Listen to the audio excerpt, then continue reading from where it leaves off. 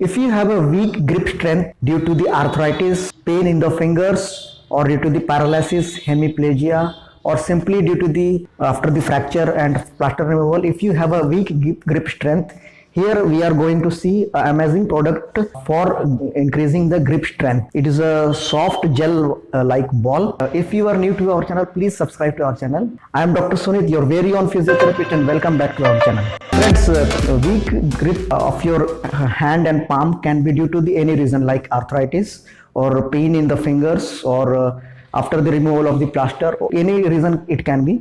Here we have got this product. This is a soft gel like product. Here it is a very soft ball.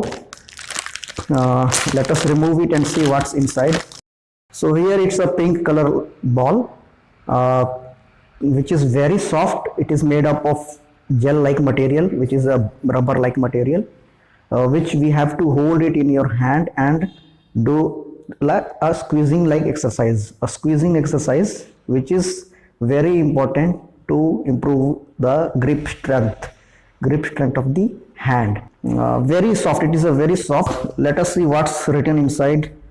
It is a Dynamic Techno Medical Private Limited, a gel exercise ball, which is red in color. It is type is soft type.